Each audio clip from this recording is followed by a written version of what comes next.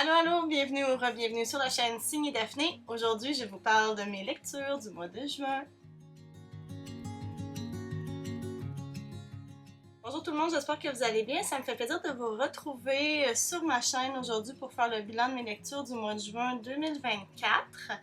Pour le mois de juin, j'avais annoncé mes intentions, ma pile à lire récemment et mon objectif c'était de lire québécois et de lire autochtone avant de me lancer dans des séries pour l'été. Alors on va voir aujourd'hui ce que j'ai réussi à faire dans cet objectif-là, mais je peux tout de suite vous dire que je suis pas mal fière de moi. Ça a été un très bon mois de lecture. Avant que je commence, je veux juste vous rappeler que toutes les informations sur les livres dont je parlais, les chaînes mentionnées, etc.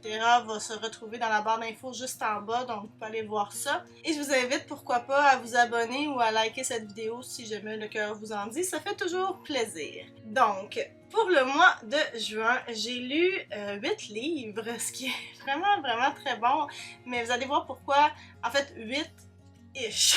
Je vous explique pourquoi dans quelques instants, puis il y avait des petits livres aussi, fait que ça a aidé. J'en suis donc rendue cette année à 37 livres, mais là-dedans j'ai deux abandons, donc 37 livres lus cette année déjà.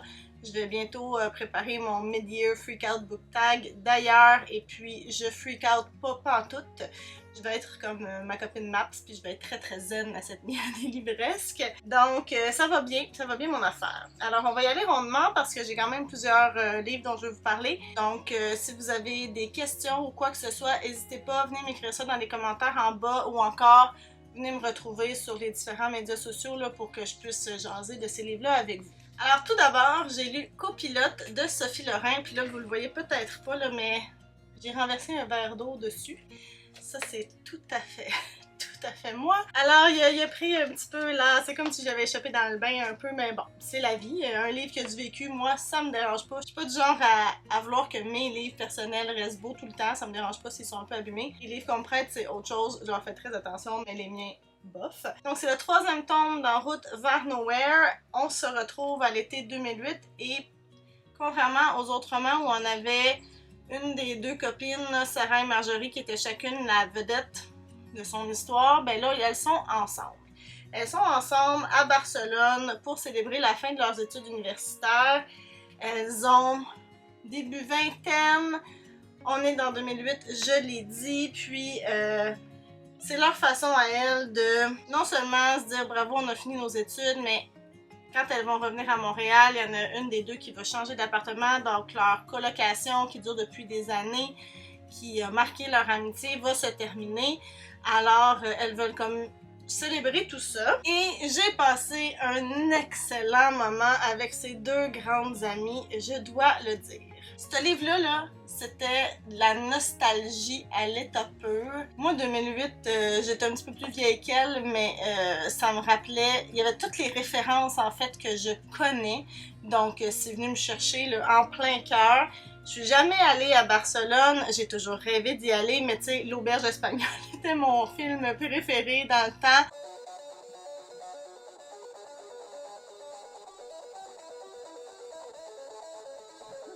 Et j'ai beaucoup connu les auberges de jeunesse quand moi j'ai voyagé étant plus jeune, donc ça aussi je m'y retrouvais. Ce que j'ai aimé, c'est que la relation entre les deux filles, là, c'est une vraie belle amitié. C'est une amitié saine, c'est une amitié belle.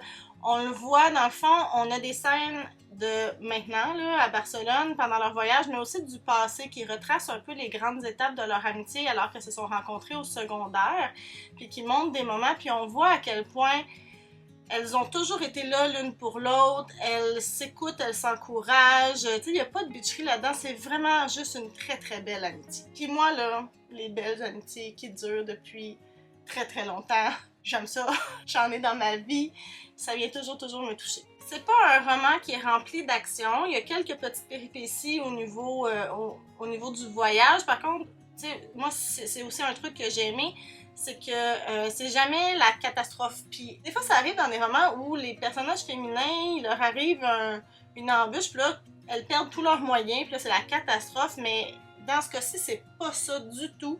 Ça faisait du bien parce qu'elles sont pas nouées, ces filles-là, elles sont intelligentes, donc il arrivait un pépin, ben on passe à côté, on fait d'autres choses, on se trouve une solution, puis on résoudra ça plus tard. Puis c'était ça, puis fait que ça venait jamais comme des grosses montagnes avec rien, et ça, j'ai beaucoup apprécié. Bref, pour moi, c'était doudou au maximum. J'ai adoré ce livre, j'ai donné 4 bonnes étoiles, là.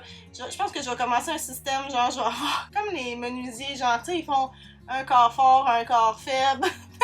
Moi, ça va être 4 étoiles fortes pour ce livre-là, Copilote de Sophie Lorrain. Je le recommande absolument, évidemment. Ensuite, j'ai lu Roux clair naturel de Fanny Demeule. Alors, dans ce roman-là, on suit un personnage qui, si je ne me trompe pas, n'a pas de nom, qui vit avec un mensonge. Dans le fond, elle rencontre celui qui va devenir son copain. Il lui dit « Ah, est-ce que c'est ta vraie couleur de cheveux? » Parce qu'elle se teint en rousse.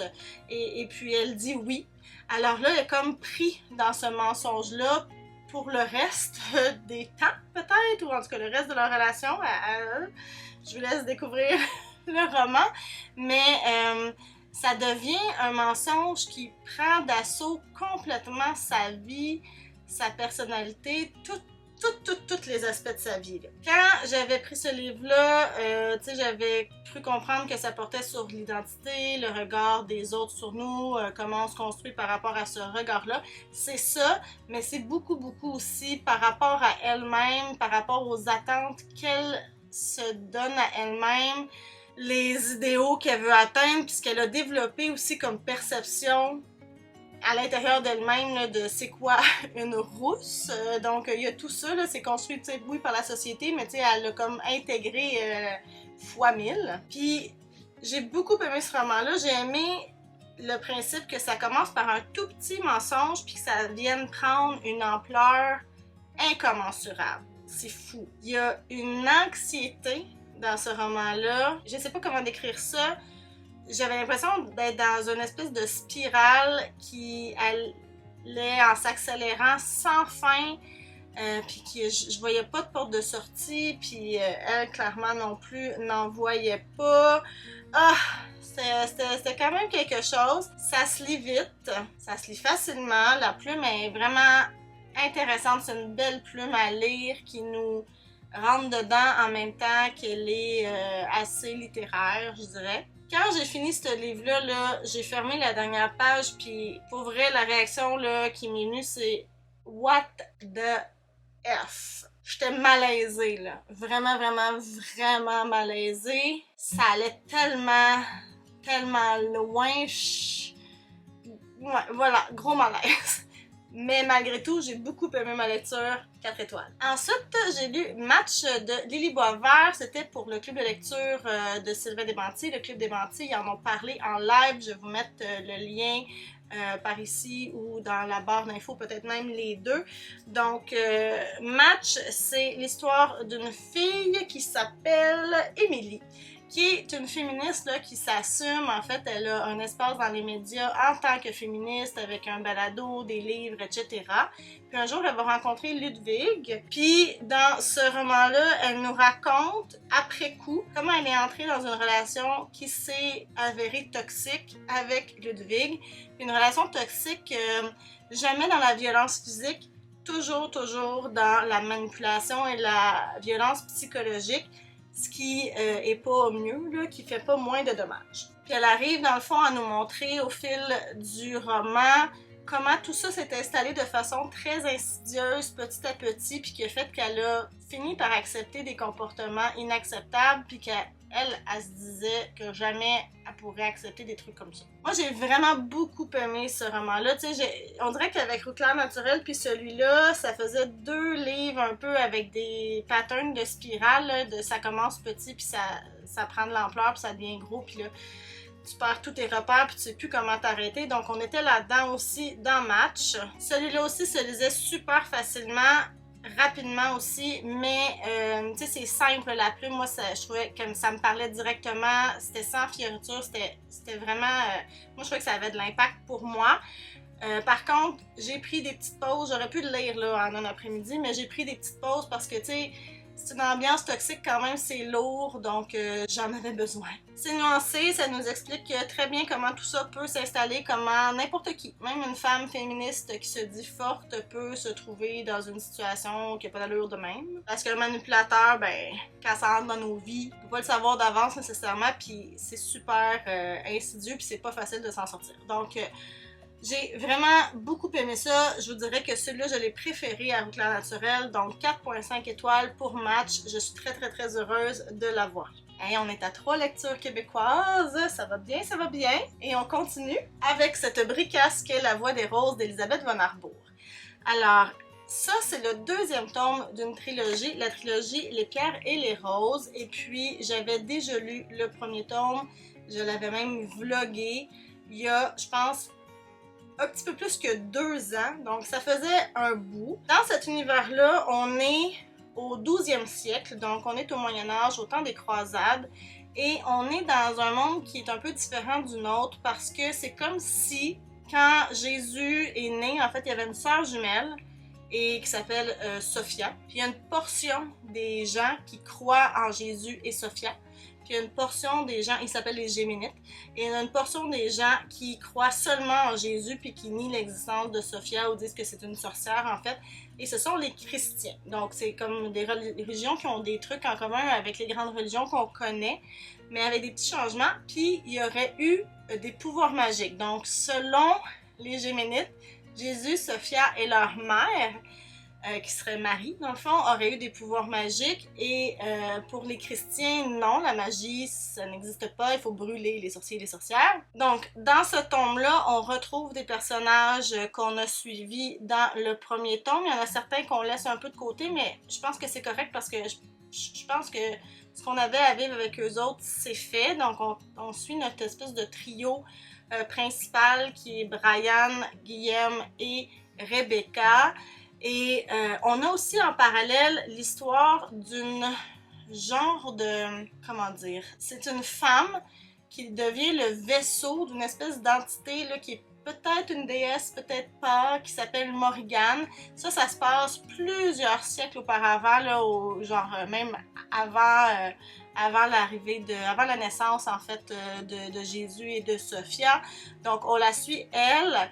Et puis, tout est relié, là, mais là, c'est difficile de vous en parler parce que je voudrais pas voler de punch. Là, je dois être honnête, ça faisait vraiment longtemps, je l'ai ici, là, le premier tome, ça faisait vraiment longtemps que je l'avais lu. Puis, quand j'ai commencé celui-là, après genre 2 chapitres, j'ai fait non, c'est pas possible. Il faut que je me rappelais pas assez. Tu sais, il y avait des trucs qui me revenaient, mais il m'en manquait trop pour que je me dise... que je pouvais juste pas là, continuer ma lecture comme ça. Donc, ce que j'ai fait, c'est que j'ai repris le premier tome, puis je l'ai relu là, en très diagonale, super rapide, juste pour essayer de me remémorer un petit peu là, qu'est-ce qui se passait au juste les grands événements. Donc, j'ai fait ça, puis ensuite, je suis vraiment embarquée dans La Voix des Roses officiellement. Et j'ai vraiment beaucoup aimé mon aventure dans ce deuxième tome. Premièrement, c'est vraiment bien écrit. Il y a une belle recherche au niveau du langage pour avoir des termes qui font médiévaux. Puis il y a plein de noms de villes, de noms d'endroits qu'on reconnaît mais qui ont été comme un peu déformés, ou c'est les anciens noms. Donc ça, c'est super intéressant. Juste le vocabulaire et l'écriture, ça vaut la peine. L'histoire est très bien construite, là. On le sent que l'autrice, elle sait où elle s'en va, puis elle nous dépose tranquillement pas vite des petites pistes là, pour qu'on essaye de relier les trucs ensemble. J'ai eu plein d'hypothèses, je me suis fait plein de théories, je me suis posé plein de questions pendant ma lecture. J'étais vraiment engagée, fait que ça, c'est toujours bon signe. Si vous suivez ma chaîne depuis un petit moment, vous savez que c'est le type de fantasy là, qui me plaît là, quand on a plusieurs personnages, mais des mondes construits, complexes, avec de la politique, de l'action, mais pas trop exagéré non plus, puis des mystères. Donc ça répond parfaitement à ce que j'aime. Je pourrais pas dire que c'est un coup de cœur, mais on est vraiment pas loin avec un 4.5 étoiles encore une fois. Donc, pour l'instant, là, avouez que ça va assez bien. Puis comme ça a été si bon, j'ai tout de suite commencé le 3e tome, donc je devrais pouvoir vous en parler. Et comme c'est une série, ça marche aussi pour mon défi l'été en série, fait que c'est parfait. Ensuite, j'ai fait une lecture qui n'était pas prévue, mais j'en ai entendu parler sur la chaîne de Sab et les livres, puis là, je me suis dit, il fallait que je le lise. La Sainte Paix d'André Marois. En fait, quand Sab en a parlé, premièrement, elle avait beaucoup aimé ça, ça fait que... Puis ça avait de l'air tentant, donc je me suis dit, je vais essayer, mais surtout, c'est un livre qui se passe à Mandeville. Moi, j'habite dans le nord de la Naudière. Mandeville, c'est vraiment, vraiment très près de chez moi. C'est là que mon chum habitait quand on s'est rencontrés, donc c'est vraiment, c'est comme chez nous, là, cette affaire-là. Fait que là, je me disais, ah, comment ça qu'il y avait un roman qui se passait chez nous, mais j'étais pas au courant, donc j'avais d'autant plus envie de le découvrir. Donc, dans La Sainte Paix, on va suivre Jacqueline. Jacqueline, c'est une dame assez âgée, là, 70 ans passés, qui vit sur le bord de la rivière Mastigouche à Mandeville, puis de l'autre côté de la rivière, il y a sa voisine depuis 30 ans qui habite là, qui s'appelle Madeleine. Et là, Madeleine, elle a des ennuis de santé, puis elle décide de vendre sa maison. Mais là, Jacqueline, elle a peur que n'importe qui achète la maison. Genre que ça devienne un Airbnb ou que ce soit une famille qui fait du bruit avec des motocross puis des 4 roues puis tout ça. Fait que là, elle veut pas que sa paix, sa tranquillité soit disparaisse dans le fond. Donc, elle va se dire peut-être que je pourrais tuer Madeleine. Fait que là, je vous laisse là-dessus, mais moi, je devrais vous dire que hey, premièrement, je l'ai lu en une seule journée. J'ai lu ça le jour de la Saint-Jean. Une journée, c'était fini. C'était très bien écrit, ça s'est lu tout seul et c'était ô combien divertissant. Moi là, j'ai ri fort à haute voix à plusieurs reprises, puis j'en ris encore. Moi, Jacqueline, là, je la comprends. J'irais pas jusqu'à tuer des gens, mais j'aime ma quiétude. C'est pas pour rien que j'habite en campagne. Puis les manigances qu'elle fait, oh mon dieu, c'était, mais ma foi, complètement savoureux. Alors, sans surprise, j'ai donné un 4 étoiles fort à ce livre, La Sainte Paix d'André Marois, fait que je vais probablement aussi aller découvrir, il y en a d'autres, là, il y en a comme une trilogie mandevilloise, fait que je vais probablement vous en reparler éventuellement. Petit livre qui fait le pont entre les lectures autochtones et les lectures québécoises, j'ai lu Quespan de Naomi Fontaine. Ça regroupe, là, je vais regarder mes notes là, parce que c'est moins clair pour moi, donc c'est plusieurs scènes de la vie de différentes personnes qui habitent sur une réserve sur la côte nord. Donc on a des petites vignettes qui parlent autant de la vie au village que des pratiques ancestrales, du passé, du présent, etc. Puis ça suit sans nécessairement y avoir une grande logique. Je l'avais commencé en audio, sur la plateforme audio, mais ça se passait vraiment pas bien. La narratrice faisait la narration dans un français international et ça me gossait, mais à un point tel que j'étais pas capable de me concentrer, puis j'étais en train de me dire que j'allais pas être capable de lire le livre, que j'allais l'abandonner. Un livre qui se passe sur la côte nord du Québec, d'une autrice autochtone, mais québécoise aussi. J'ai pas compris le choix de la narration. Ça sonnait pas comme ça devrait sonner, en tout cas pas pour moi. Donc là, je me suis dit, qu'est-ce que je fais? Est-ce que j'abandonne? Puis là, ça n'a pas de bon sens. Je veux quand même le lire. Donc finalement, je l'ai demandé à la bibliothèque, puis je l'ai reçu à temps. Donc j'ai pu le lire en format papier et c'était beaucoup mieux. J'ai aimé lire les scènes, ça m'intéressait. Par contre, là, j'ai cru comprendre en lisant des critiques qu'il y avait des personnages, puis qu'il y avait comme une trame là-dedans, qu'on pourrait associer certaines scènes à certains personnages qui faisaient qu'ils évoluaient. Moi, j'ai rien vu de ça, là. Pas en tout. C'est ça, je suis peut-être pas la bonne lectrice pour ce genre d'œuvre-là. Tu sais, moi, j'ai vu ça comme, c'est des fragments qui nous font voir comment les choses se passent, comment les choses sont, comment les gens vivent. Puis juste ça, pour moi, c'était intéressant, c'est suffisamment intéressant pour me donner envie de terminer le livre. J'ai pas vu plus que ça. Je pense quand même que je suis pas nécessairement le public cible, là. C'est pas tant un récit, donc je suis moins... c'est moins mon genre à moi. Par contre, si c'est le genre de truc que vous aimez, essayez-le. En plus, c'est tout court, là, ça se lit super bien, super vite. Alors, Quespan de Naomi Fontaine, je lui ai donné 3 étoiles quand même. Je pense que c'était bien. Maintenant, parlons de Betty, de Tiffany McDaniel, qui devait être ma lecture autochtone pour le mois, mais que j'ai finalement abandonnée. Ben oui. Betty, là, c'est un livre que beaucoup de mes amis ont adoré. Sous le ciel, je pense que c'est sa meilleure lecture à vie. Cindy Landes aussi l'a beaucoup aimé. Mon coin lecture aussi, Karine l'a beaucoup aimé. Donc, tu sais, j'avais quand même de bonnes attentes. Dans Betty, on suit ce personnage-là qui s'appelle Betty, qui est la sixième d'une famille de 8 enfants. Son père est Cherokee, sa mère est blanche, sont aux États-Unis. Elle naît dans les années 50. Puis elle va vivre dans un contexte violent et difficile, plus. Mais elle est résiliente et va trouver une façon de survivre à travers l'écriture. Ça, c'est genre le résumé, mais je peux même pas vous dire si c'est vraiment ça l'histoire parce que je l'ai pas fini. Puis il y a son père qui est comme une espèce de source de lumière là-dedans, là, qui l'aide à voir la vie plus positivement, à voir les choses, c'est ça, là, pour pas que ça soit toujours sombre. Et bon, tu sais, je suis vraiment clairement dans la minorité là, pour ce livre-là parce que j'ai regardé puis il y a peu de gens qui l'ont pas terminé. C'est un coup de cœur là, pour la grande majorité des gens. Alors, sérieusement, dites-vous que le problème ici, c'est moi, c'est pas le livre. Mais après avoir lu le tiers du livre, j'en pouvais plus. J'en pouvais juste plus. Je suis hyper sensible dans la vie, je sais pas si je l'ai déjà dit, mais je suis hyper sensible. Puis là, c'était des scènes difficile sur difficile sur difficile sur difficile, des horreurs. Puis je le savais que ça allait aller en s'empirant, là, que ça... Puis je savais, il y avait des gens qui m'avaient averti aussi, ah, il y a telle scène, tu vas trouver ça difficile, je savais que ça s'en venait. Je voyais que l'autrice plaçait des trucs, entre autres, entre le frère et la sœur de Betty. J'étais comme, je sais où c'est que ça s'en va, c'est clair que ça s'en va là, puis là, ça donnait comme un poids, puis j'avais jamais envie de prendre de livre. Tu sais, j'ai comme fait une pause un moment en me disant peut-être que j'aurais plus envie quand je vais l'avoir. Tu sais, je vais prendre une journée ou deux de pause, je vais lire autre chose en attendant. Le goût m'en revenait pas. Ce livre-là, il y a beaucoup de gens qui disent, tu sais, que l'autrice, elle a une plume magnifique. C'est vrai, mais c'est une plume, comme le dit mon amie MH Électrice, qui ne laisse rien à l'imagination. Tu sais, tu peux pas, genre deviner, là. Non. Tout est dit, là, dans le détail. Donc, là, à un moment donné, ça devenait too much pour moi. Alors, voilà. Ce n'est pas lui, c'est moi. Dans ce cas-ci, c'était juste pas pour moi. Puis, ben, si vous aimez les récits avec une super belle plume, où il y a quand même beaucoup de détails et il y a une espèce de dualité entre le sombre et le clair, je pense que ça pourrait vous plaire. Fiez-vous pas nécessairement sur moi, à moins que vous aussi vous soyez hypersensible et que vous trouviez ça. Vous avez envie de doux peut-être, là.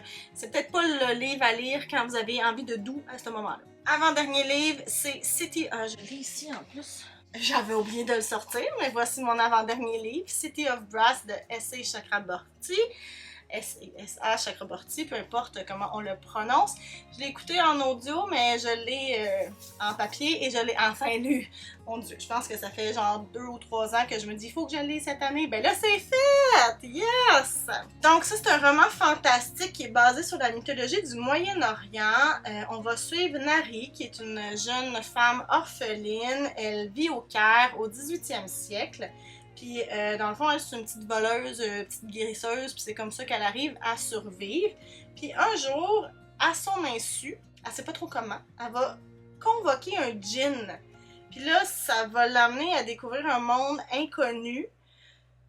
Et elle va découvrir qu'elle aurait des liens avec ce monde-là. Donc, ce djinn qui s'appelle Dara va amener notre héroïne Nari à Devabad, qui est la cité des djinns, où il y a plein de tribus de djinns qui vivent là plus ou moins en harmonie parce que ben il y a des conflits politiques là, qui datent de longtemps qui couvrent un peu sous la braise. On va aussi avoir un autre point de vue qui est celui d'Ali, qui est le second fils du roi. Ali, il a des convictions religieuses et politiques très fortes. Et puis là, l'arrivée de Nari et Dara va évidemment venir tout chambouler là, tout ça. Ce livre-là, c'était pas parfait, c'était pas un coup de cœur, mais j'ai quand même bien aimé ça. Dans la première partie, que moi j'ai trouvé un peu longue, on va suivre le périple de Nari et Dara vers Devabad, puis là, il leur arrive plusieurs péripéties parce que dans le fond, il y a des ennemis qui essayent des anciennes créatures mythiques qu'on pensait éteintes, genre qui qui ont senti le réveil du djinn, puis là, qui essayent de les empêcher de se rendre à Devabad. Donc, à plusieurs reprises, là, ils vont les croiser, fait que ça fait des combats et tout ça. Moi, personnellement, j'aurais raccourci un petit peu ce bout-là.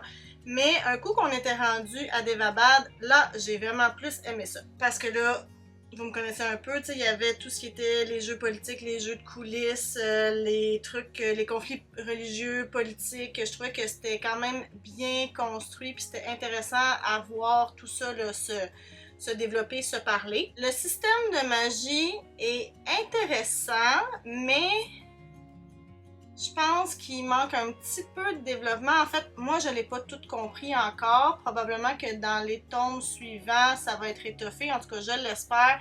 Et que je vais arriver à mieux le comprendre. Parce que là, pour vrai, c'était encore un petit peu flou, là, les limites de tout ça, d'où ça venait, etc. J'avais déposé le livre, mais m'en rappelais plus. Un truc que j'ai moins aimé, ça arrive souvent dans les romans fantasy young adult, c'est qu'il y a comme une romance, mais qui n'est pas nécessairement organique.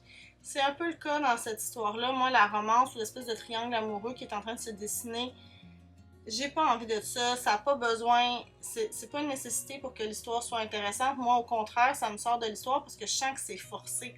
Donc, moyen, là, je m'en passerai en fait là, de cette histoire-là. Quand même, il reste beaucoup de choses à résoudre. J'ai encore beaucoup de questions, beaucoup de mystères à résoudre. Pas moi, là, mais le livre. Et puis, je vais donc poursuivre, mais pas tout de suite. Je pense que je vais attendre peut-être à l'automne ou cet hiver, mais je vais poursuivre cette série-là. J'ai donné 3 étoiles fort, mettons, là. Ouais, mettons 3 étoiles. Et le dernier livre que j'ai lu, c'est le nouveau Emily Henry, Funny Story, que j'ai écouté aussi en audio, que j'ai emprunté à la bibliothèque en fait. Et puis dans ce roman-là, on va suivre Daphné et Miles. Daphné, elle a déménagé dans une petite ville au bord du lac Michigan pour suivre son fiancé qui s'appelle Peter. Et puis là, Peter lui annonce qu'il ne veut plus se marier finalement. Il la quitte pour la personne qui est sa meilleure amie à lui. Donc, Peter a une meilleure amie d'enfance qui s'appelle Petra. Donc, il décide de se mettre avec Petra en couple. Alors, Daphné se retrouve dans cette ville-là avec presque rien, là, juste son travail, mais elle a comme tout son cercle d'amis, c'est les amis de Peter. Donc, sa famille n'est pas là, donc elle est un petit peu désemparée. Elle va trouver à se loger chez Miles, qui est l'ex de Petra, parce que Petra aussi était en couple et elle quitte son conjoint pour aller avec Peter. Donc, Daphné et Miles vont se retrouver à être colocataires un peu par la force des choses. Là, ils vont recevoir une invitation au mariage de Peter et Petra. Peter et Petra, là, ces deux noms-là, là, je suis comme, mon Dieu, ça peut pas être moins proche, en tout cas. Et quand ils vont recevoir ça, ils vont se mettre à poster des photos ensemble, Daphné et Miles, qui laissent croire que peut-être qu'ils seraient eux-mêmes un couple. Donc, c'est comme un genre de fake dating, puis forced proximity, là, parce qu'ils sont dans le même appartement, et... j'ai adoré ce roman. Oh mon Dieu! Avec Emily Henry, là, moi, c'est souvent une valeur sûre. Tu sais, c'est pas pour rien qu'elle est assez populaire. La répartie des personnages, là, juste pour ça, ça vaut la peine. C'est toujours des espèces de dialogues savoureux. Puis ce que j'aime aussi, c'est que oui, la romance est importante, mais elle ne prend pas toute la place. Les personnages sont des gens complexes, avec un passé qui les a parfois traumatisés, ils ont des choses à régler, puis ils sont tout ça en plus de vivre la romance qui s'installe tranquillement, donc il n'y a rien de forcé non plus. Alors ça, j'ai trouvé que c'était super bien fait. Daphné et Miles, au fil du roman, vont apprendre non seulement à se connaître, mais à mieux se connaître eux-mêmes, à essayer de passer par-dessus certains trucs qu'ils ont vécu chacun de leur côté, qui sont pas les mêmes choses, mais qui ont comme une résonance aussi. Donc, ils s'aident là-dedans, l'un et l'autre, mais en tout cas aussi eux-mêmes, là, genre de mini-thérapie. Là. Ils apprennent à accepter le changement, puis tout ça. Donc, c'était vraiment... C'était super bon. J'ai adoré. J'ai pleuré. J'ai vécu plein d'émotions. Ah, c'était... Puis là-dedans, il y a le rôle des parents, là, qui est toujours... c'était un peu la même chose avec Beach Read, là, le rôle des parents, comment tes parents étaient avec toi, qu'est-ce que ça aurait fait qu'est-ce que ça a comme effet sur toi en tant qu'adulte. Ah, tout ça, là, pour moi, là, c'était du bonbon. Donc, un coup de cœur solide pour finir cette vidéo. 5 étoiles pour Funny Story d'Emily Henry. J'ai plus de batterie, fait que je finis ça là. Venez me dire dans les commentaires s'il y a des livres dont j'ai parlé qui vous tentent ou que vous avez déjà lu, ce que vous en avez pensé. N'oubliez pas de faire un petit like ou de vous abonner si le cœur vous en dit. Je vous remercie énormément d'avoir été là. Je vous dis à la prochaine. Bye!